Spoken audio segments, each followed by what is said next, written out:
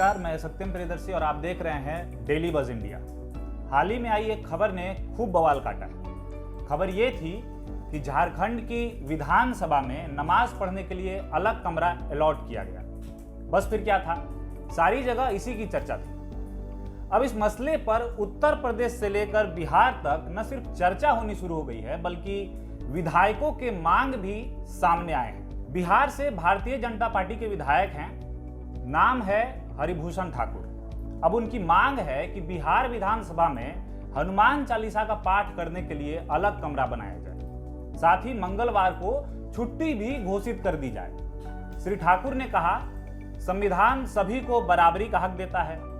अगर नमाज के लिए कमरा मिल रहा है तो हनुमान चालीसा के लिए क्यों नहीं। वहीं आपको बताते चले कि अब इस मसले पर वो विधानसभा अध्यक्ष से बात करेंगे। साथ ही उनका ये भी कहना है कि हर किसी को पूजा करने का समान अधिकार है। इसके अलावा उधर उत्तर प्रदेश के कानपुर के विधायक इरफान सोलंकी द्वारा मांग की गई है कि उत्तर प्रदेश की विधानसभा में भी इसी तरह की व्यवस्था होनी चाहिए। उनका कहना है कि सत्र के दौरान नमाज पढ़ने में दिक्कत होती है, ऐसे में आस्था को ध्यान में रखते हुए ये सही फैसला होगा। तो आइए अब जानते हैं कि आखिर सारा मसला शुरू कैसे हुआ।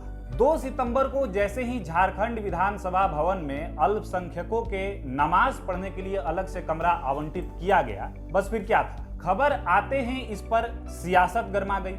नेताओं के बयान आने शुरू हो गए। बीजेपी विधायक विरंची नारायण ने कहा कि अलग अलग धर्मों के लिए कमरा आवंटित किया जाए। इतना ही नहीं, बीजेपी के रांची से विधायक सीपी सिंह ने बहुसंख्यक विधायकों की भावना का ख्याल रखते हुए मंदिर निर्माण की मांग कर डाली। इन सभी लोगों का लगभग एक ही तर्क था कि भाई ईश्वर का नाम लेना तो सबका अधिकार है। इसके अलावा पूर्व मुख्यमंत्री रघुवर दास ने इस मामले में विधानसभा स्पीकर रविंद्रनाथ महतो को चिट्ठी लिखी है और सरकार के इस फैसले को वापस लेने की अपील भी की है। विधानसभा स्पीकर को लिखी गई अपनी चिट्ठी में रघुवर दास ने कहा कि लोकतंत्र के मंदिर विधानसभा में नमाज के लिए अलग कमरा आवंटन का निर्णय ठीक नहीं है।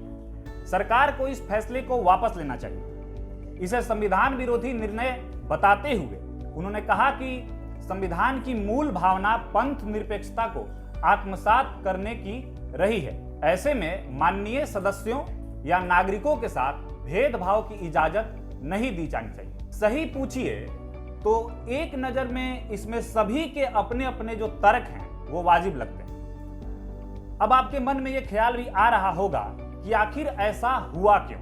ध्यान दीजिएगा, पूरे मामले पर सत्ताधारी कांग्रेस और झारखंड मुक्ति मोर्चा की सफाई भी सामने आई। झारखंड मुक्ति मोर्चा के प्रवक्ता हैं मनोज पांडे। उन्होंने कहा है कि ये कोई नई व्यवस्था नहीं है।